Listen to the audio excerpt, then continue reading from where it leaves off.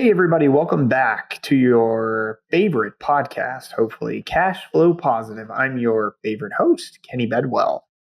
Today, or this week's episode, I'm actually going to be doing both episodes. Buckle in, strap up, whatever you need to do, get ready for an intense educational session that I'm going to be breaking down for you on how to find deals before the end of the year. People have been banging down my door to help them find profitable short-term rentals. And it is only, this episode is going to be coming out in August. I'm recording this episode in July, and it's already getting crazy. So if you have been on the fence about buying a property this year, or you're like, yeah, I know I'm just going to buy a property later, and you keep putting it off, guys, it's going to be crazy. It's going to be a bloodbath come September, October. So please don't procrastinate. First off, for those listening who don't know what I do, I help people find profitable short-term rental deals. Last year alone, I did 104. This year, we will probably do over 200. I have a whole team that helps me and assists in this process. And it's been growing. It's been awesome. So anyway, I will talk about that maybe towards the end of this episode. First, I actually want to dive into the STR Wealth Conference that happened. Give some updates on that, some of the things that we did there, and some of the information that I learned. Unfortunately, there was just so many different sessions going on, so it wasn't like I could attend everything.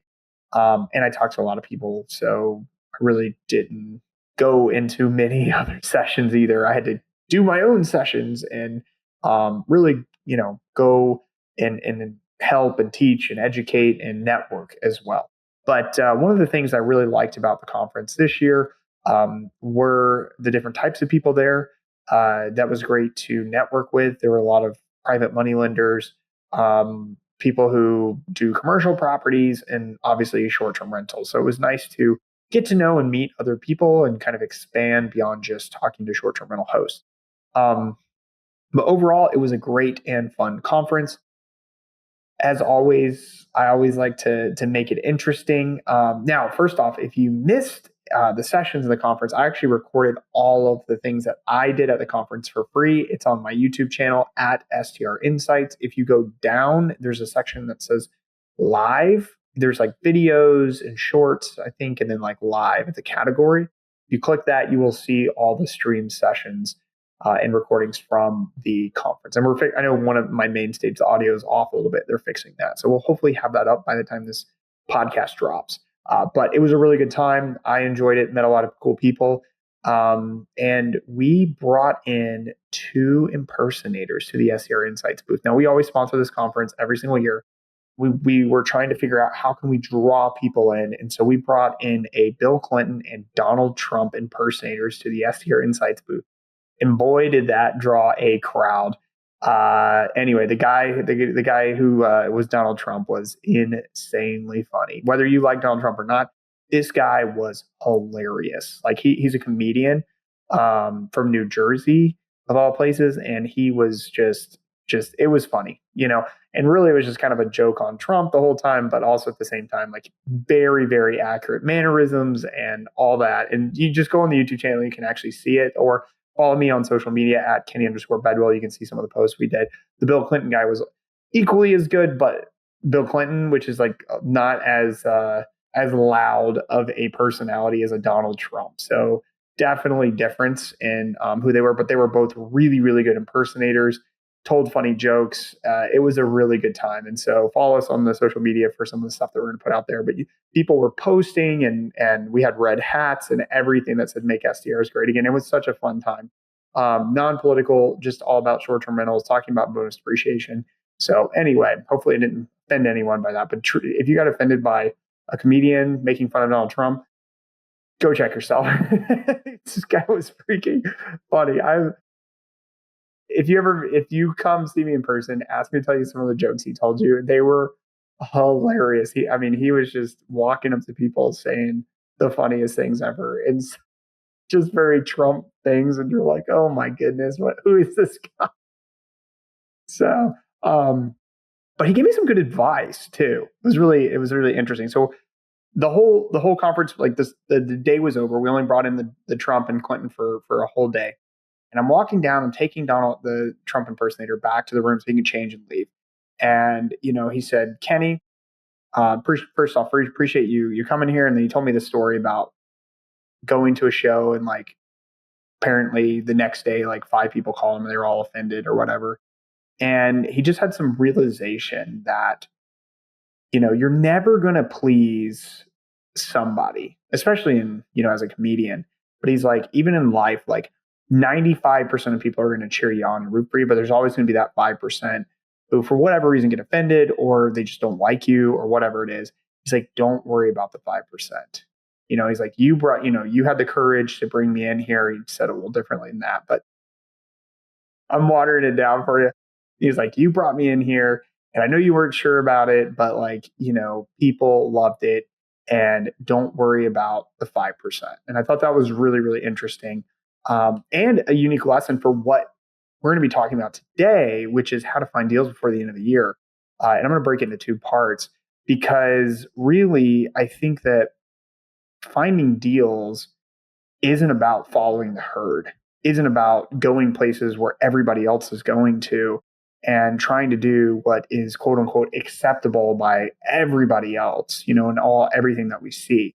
And so one of the lessons that I taught from on stage too, and I think that's really important, is do what the 95% won't do or can't do. Everybody asks me, Kenny, how do I find that property with the moat, the thing that separates me from everybody else, right? That's my term, right? Stop sending me castles, by the way, on Zillow. Please stop doing that. I get so many people message me castles. They're like, Kenny, look, I found the moat. And I'm always like, good job. I'm joking. Those are kind of fun, but seriously, I get them like once a week. And so it's really funny every time I get them. But anyway, going back to the moat concept. So the example that I gave up on stage, I gave 2 examples because remember the line, do what the 95% won't do or can't do. For example, 2 examples, because we got to do a won't do and can't do.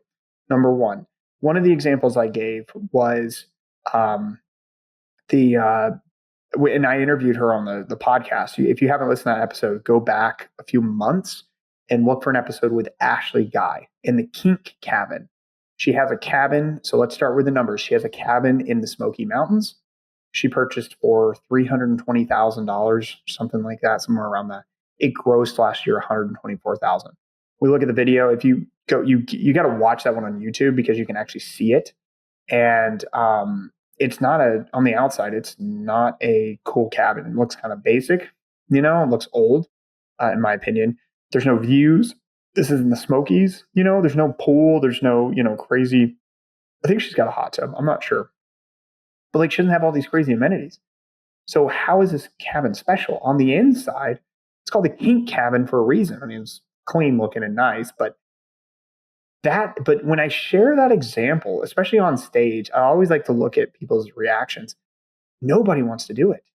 I find that most people are trying to, that they're just like, oh, no, I would never do that.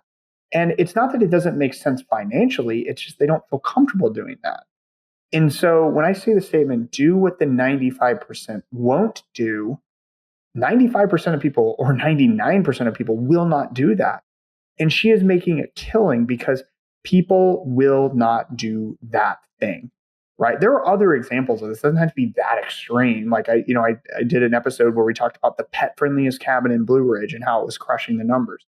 I've seen people doing a house where you can smoke in, or themed properties or whatever. Like, do what the 95% won't do. Another example is property type. You see crazy like cave homes or tree houses, like literally built in the trees. Those are really cool. 95% of people will not do those, even though they're really cool and could make all the financial sense in the world. So when you're thinking about finding deals, do what the 95% won't do. Now, the next example, and this is the most common one that I typically personally I go after, and you'll probably be the same as well, which is do what the 95% can't do. Okay. So what does that mean? Can't. So let's look at an example. I brought my Kentucky Bourbon property is a really, really good example of this. So I bought a 9-bedroom, 7-bath for 1 million in Frankfort, Kentucky. Okay, so it's 10 minutes from one of the biggest distilleries, Buffalo Trace, on the Bourbon Trail. People are there drinking. That's why we did it there. Older groups, not partying, but going to. It's kind of like the Napa Valley Wine Trail, but for bourbon. And so we bought the property there for 1 million, and we did a few updates to it. We added lots of amenities, did all this really cool stuff. It actually appraised for 1.6, so we're done with it. And so, but here's the thing. If you were to go try to find the exact same property and do the exact same thing as me, you're not paying 1 million for it. You're going to pay 1.5, like it appraised for 1.6. And we found a really sweet deal because of the situation of the owner. He was literally just trying to walk away. He had 3 mortgages out on the property, and he was just trying not to get foreclosed on. So we were able to put him in a situation where he could walk away and not have that on his credit, a bankruptcy and a foreclosure. And we were able to pay off the banks who were trying to, try to sell the property. And we had to put a lot of money into it to make it to be what it is. But the reality is, you can't go and copy the same thing. So what happens is my mortgage is really, really, really low compared to other 9 bedrooms, right? Who are at 1.6. What I mean by that is my break-even point is substantially lower than probably what it should be, or really reality of what it should be compared to other 9 bedrooms. I only have to gross $125,000 to break even on this property with all my operating costs, my mortgage, my taxes, insurance, everything. $125,000 gross on a 9-bedroom, 7-bath property with a heated pool, a private pond, 2 hot tubs, a yoga studio, a gym, a movie theater room, a game room. There's frisbee golf. There's mini putt. I mean, the list goes on, right? Like that's very doable. So when I say do what the 95% can't do, they literally cannot do that. Even if you tried to build that, even if you tried to, find your own plot of land and replicate the exact same thing, you cannot do it for $1 million. You can't. And that's the advantage, right?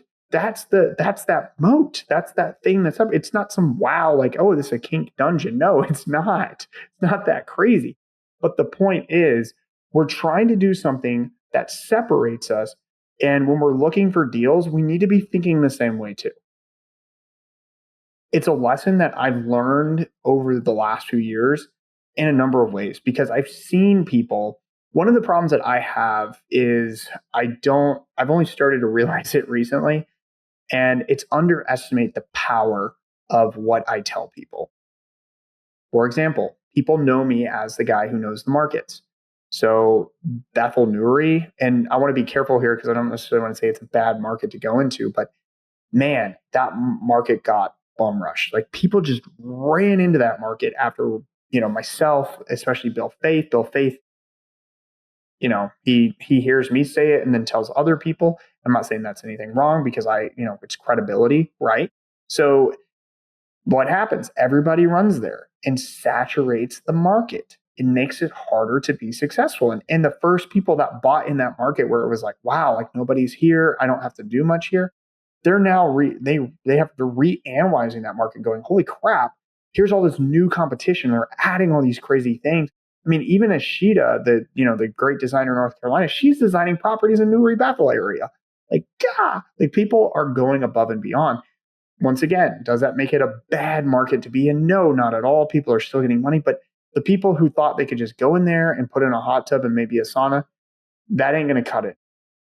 And that's the struggle I have. So knowing that, I have to think 2 steps ahead. And it's not keep the markets to myself, right? And it's going to be the same thing for you. If you are successful at what you do, other people will try to copy or imitate it.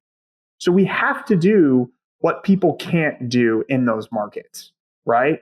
We have to find properties that are undervalued, force appreciation, really make a smart real estate investment play instead of buying a property that's at the top of the market that we paid a premium for and then just add amenities, because people will add more amenities. Now in Newry Bethel, especially for the bigger ones, you don't have the views, you don't have the proximity, you have to have a pool. And it's freaking Maine. How many people are going to use a pool? Like it's like 3 months out of the year. But that's like the standard now. It's changing, it's evolving, and the markets are maturing, and you have to be smarter. So I can't go into that market at all? And that's not what I'm saying, but you really have to focus on the moat. You really have to have that thing that people can't do or won't do. And that's the lesson from today's podcast. How can we find things even in saturated? It gets harder in saturated markets, right? It's like, okay, well, if it's not in the perfect location, then what else am I going to do? And so we really have to be like very, very strategic. One of the best ways is just find properties that are priced right, undervalued. So for example, there's one in Conway, New Hampshire that a good friend, he's my tax attorney and tax strategist, Anthony Brister. He's been on the podcast. We found him a property in Conway for $560. He closed on the ski house for $560. It just appraised for $930. Is he going to pull that money out? No, he's not going to refi and pull the money out. He's going to leave it in there, right? Because his cash, sure, his growth, we're expecting gross revenue is like 175, 200, somewhere in that range. But the point is his debt service is so low, meaning his monthly mortgage payments are so low on this property.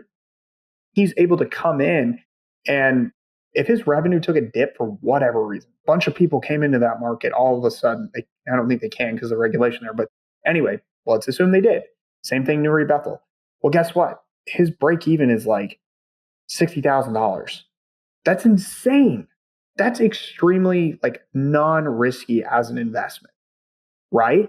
So as we're like thinking about these deals, we really need to be smart about the real estate investment side beyond just the cash flow. I love the value adds, and part of them are renovations. Like Anthony's going to have to do a renovation. He's going to have to put like $243,000. That includes furnishing. I mean, that's what we have in the budget right now. And what the designer and everything is quoted him out. But he's got all this equity. So he has an exit strategy. He could tap into it if he wanted to. If he found another sweet deal down the road and he wanted to tap into it, or he could leave it in there. And I told him, just leave it in there if you don't need the money, right?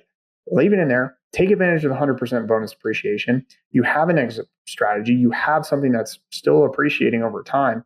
And you have really low expenses because the operating costs on this thing are just, I mean, you still have your operating costs, but they're just going to be so much lower than if you were to pay $930,000 for that house to begin with. That's the beauty. That's the kind of deals we're looking for before the end of the year.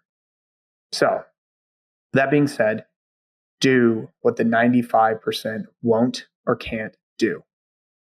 Now, if you're going, wow, that really speaks to me, Kenny, but I don't know where to look or what to look for specifically, I'm going to be really frank right now. Maybe a month or two ago, I would have been like, okay, cool, watch this video. You don't have time. That's the problem, is the time.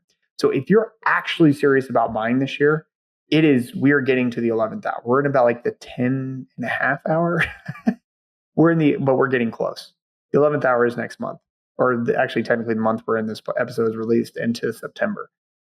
You need to give me a call. Just reach out to me, DM me.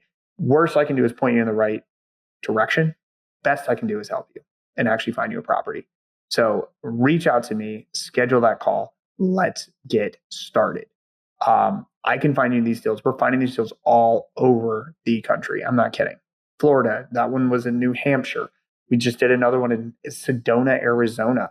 I'm doing another one in Flagstaff, Arizona. Guys, we are pulling this off all around the country. And maybe not Kansas or North Dakota, but it's happening everywhere. And if you need help, you need to give me a call. All right, on the next episode, I'm going to be talking about what I actually talked about from on stage, which is finding your impossible whopper, the actual deal, like seeing the deal and imagining the deal and being able to like, okay, cool. And I'm not talking like some Tony Robbins like crap where it's like, oh yeah, like envision yourself here. No offense to Tony Robbins. I love his stuff, but like I'm not that kind of guy.